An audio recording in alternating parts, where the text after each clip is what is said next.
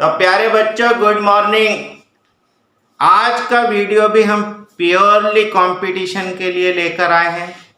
आजकल कंपटीशन में ये कॉन्ग्रुएंस मॉड्यूलो n बहुत पूछा जा रहा है। समझेंगे कि ये क्या है। तो लिखो, let n be a fixed positive integer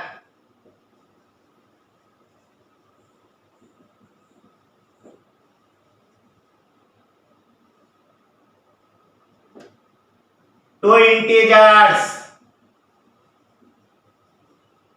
a and b are called congruent modulo n if a and b give the same remainder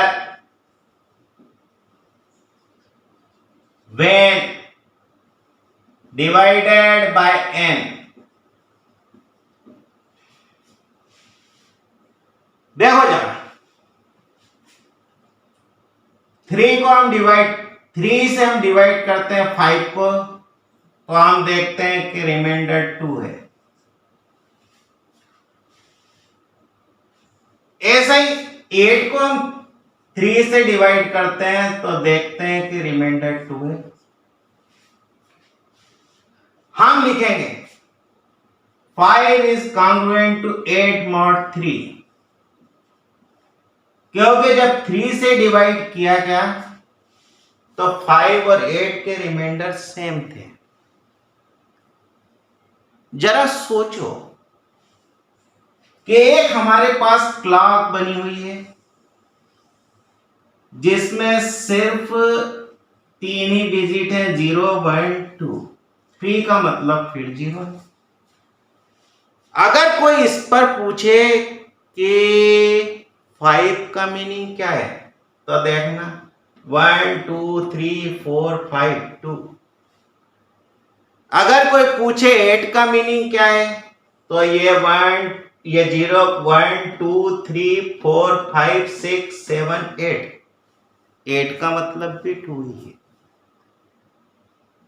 माने वास्तव में ये क्या है, एक क्लॉक है जिस पर 3 डिजिट्स बने हुए हैं, 0 1 और 2। 3 का मतलब फिर 0 है, क्योंकि 3 को 3 से डिवाइड करोगे तो रिमाइंडर 0 होगा। 6 का मतलब फिर से 0 है। 9 का मतलब फिर से 0 है। हमने कहा कि a और b सेम रिमाइंडर देंगे जब उन्हें n से डिवाइड किया जाएगा। तो मानो कि जब a को n से डिवाइड किया गया तो कोशेंट Q1 था और रिमाइंडर R था। b को जब n से डिवाइड किया गया तो कोशेंट Q2 था और रिमाइंडर R था। अरे सेम रिमाइंडर देंगे, लिख सकते हैं। जरा a माइनस b निकाल के देखो तो ऐसा लिख सकते हैं n Q1 माइनस Q2। यह हमें बताता है कि n divides a minus b। देखो हमें दूसरी डेफिनेशन मिली कि a congruent to b mod n कब होगा, if and only if n is a divisor of a minus b। अब ये सीधी स्ट्रेट लाइन खींची हुई है, इसका मतलब है a माइनस b को n से डिवाइड किया जा रहा है, या n डिवीजर है a माइनस b का। अब ऐसा हम बार बार नहीं लिखेंगे कि n is a divisor of a minus b, उसका मतलब भी ऐसा है। जैसे हम लिख सकते हैं 8 is congruent to 2 mod 3। क्यों? बिकॉज 3 किसको डिवाइड करता है, 8 माइनस 2 को। माने ऐसी क्लॉक बनाई जाए जिस पर सिर्फ 3 ही डिजिट हैं, तो उस पर 8 और 2 सेम है। देखना तो जरा, 2 का मतलब ये, 3 का मतलब 0, 6 का मतलब 0, 7 का मतलब ये, 8 का मतलब 2। बना सकते हैं कि नहीं? तो हम क्यों ना इंटीजर के सेट पर ये रिलेशन ही डिफाइन करते हैं, जरा देखें ये इक्विवेलेंस रिलेशन है कि नहीं। चलो लिखो तो जरा।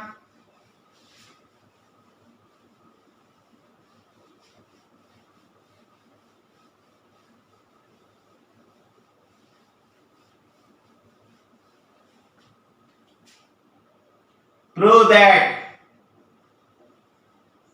the relation A congruent to B mod n if and only if n is a divisor of A minus B is an equivalence relation on Z। हम बता देंगे कि इंटीजर के कलेक्शन पर ये जो रिलेशन हमने बनाया है ये इक्विवेलेंस रिलेशन है। जरा देखो तो क्या रिलेशन बना हुआ है कि A congruent to B mod n if and only if n is a divisor of A minus B। Number 1 लिख दो।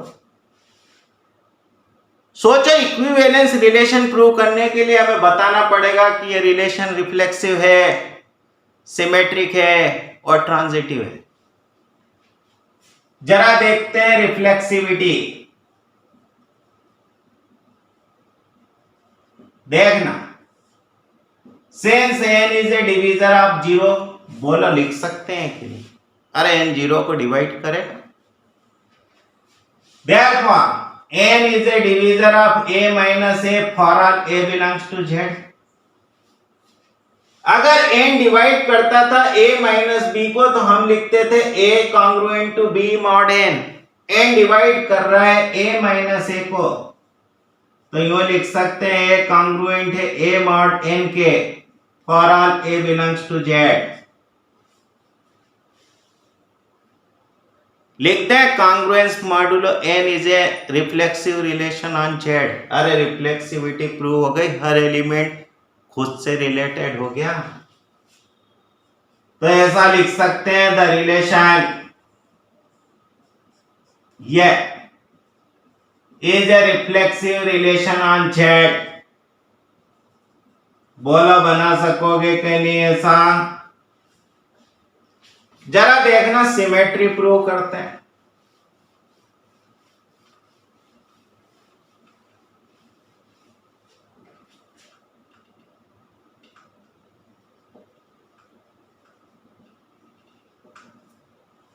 Let A, B belongs to Z be such that A congruent to B mod n। तो definition क्या कहती है कि n divide करेगा A minus B को। Therefore n is a divisor of A minus B। जैसे सोचो कि 5 15 को डिवाइड करता है तो क्या माइनस 15 को डिवाइड नहीं करता क्या? तो ऐसा नहीं लिख सकते हैं क्या कि n divides minus A minus B? इसी को ऐसा लिख सकते हैं n divides B minus A। तो लिख सकते हैं B is congruent to A mod n। बना सकते हो ऐसा? बोलो रिलेशन सिमेट्रिक हो गया। देयरफॉर द रिलेशन कौन सा? ये कॉन्ग्रुएंस मॉडुलो n वाला is a symmetric relation on capital Z। देखे ट्रांजिटिव है कि नहीं? लॉस ऑफ ट्रांजिटिविटी लिखो। क्या प्रूव करते थे कि A रिलेटेड है B से, B रिलेटेड है C से, तो आंसर आ जाना चाहिए A रिलेटेड है C से। तो late A, B, C belongs to Z be such that A congruent है B mod n के एंड B congruent है C mod n के। मान लिया ऐसा? इसका मतलब n डिवाइड करेगा A माइनस B को। Therefore, n is a divisor of a minus b and n is a divisor of b minus c. सोचो 5 15 को डिवाइड करता है, 5 20 को भी डिवाइड करता है, तो क्या दोनों के सम को डिवाइड नहीं करता क्या? तो ऐसा नहीं लिख सकते हैं कि n डिवाइड कर रहा है a minus B plus B minus C को। इसी का मतलब लिख सकते हैं कि n डिवाइड करेगा a माइनस सी को।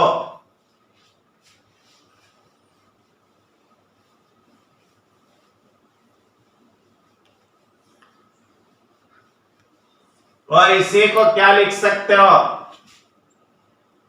कि a कॉन्ग्रुएंट है c मॉड n के।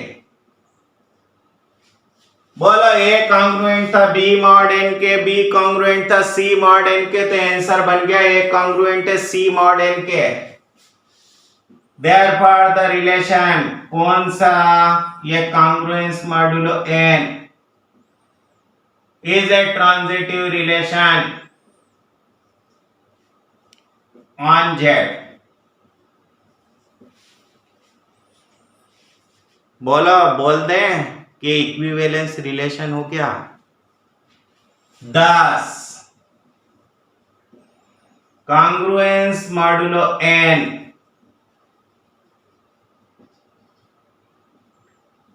is an equivalence relation on capital Z। अब ये इक्विवेलेंस रिलेशन है तो ये सेट Z का पार्टीशन बना देगा, उसमें से हर एलिमेंट को हम एक इक्विवेलेंस क्लास बोलेंगे। देखना 0 और n आपस में रिलेटेड हैं, 1 और n प्लस 1 आपस में रिलेटेड हैं, 2 और n प्लस 2 आपस में रिलेटेड हैं। कुल मिलाकर n इक्विवेलेंस क्लास होंगी। कौन कौन सी? एक तो 0 की इक्विवेलेंस क्लास बनेगी, एक 1 की इक्विवेलेंस क्लास बनेगी, क्योंकि यह कॉन्ग्रुएंट नहीं है। कहां तक बनेगी? n-1 तक। फिर n की इक्विवेलेंस क्लास और 0 की इक्विवेलेंस क्लास सेम है। देखो हमारे पास Z एक इनफाइनाइट सेट था, पर हमने उस पे कॉन्ग्रुएंस मॉडुलो n डिफाइन करके उसे एक फाइनाइट सेट में बदल दिया। कितने एलिमेंट हो गए उसमें? सिर्फ n। याद करो, जो रेलवे की क्लॉक होती है वो 24 मॉड्यूलों पर लिखी होती है। अगर हमसे कोई पूछे कि 25 बजे का मतलब क्या है, तो हम जवाब देंगे 1 बज रहा है, क्योंकि 24 का मतलब 0 है। देखना, इंटीजर का पूरा कलेक्शन जो एक इनफाइनाइट सेट था, हमने सिर्फ n एलिमेंट में बांट दिया। कौन कौन से? 0 1 2 n-1। वास्तव में ये 0 की इक्विवेलेंस क्लास है, ये 1 की इक्विवेलेंस क्लास है, ये 2 की इक्विवेलेंस क्लास है, ये n-1 की इक्विवेलेंस क्लास है। अगर हम इस कलेक्शन को Zn से लिखें तो Zn में हम ये n एलिमेंट्स बना सकते हैं कि नहीं? जरा याद करो, कॉन्ग्रुएंस मॉडुलो 3 था तो उस क्लॉक पर सिर्फ 3 ही डिजिट लिखे हुए थे। कॉन्ग्रुएंस मॉडुलो 5 होगा तो उस क्लॉक पर सिर्फ 5 डिजिट लिखे हुए होंगे। इसने हमें एक नई तरह की इक्वेशन पैदा की, वो कहलाई लीनियर कॉन्ग्रुएंस। क्या कहलाई? जरा देखो तो देखना, an equation of the form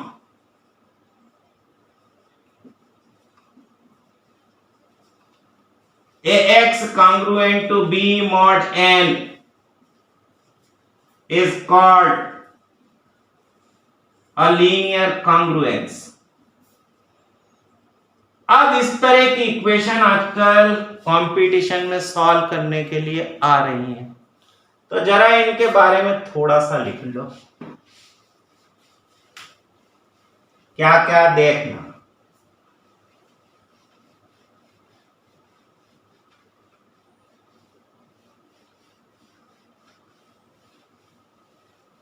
पहला पॉइंट लिखो, द लीनियर कॉन्ग्रुएंस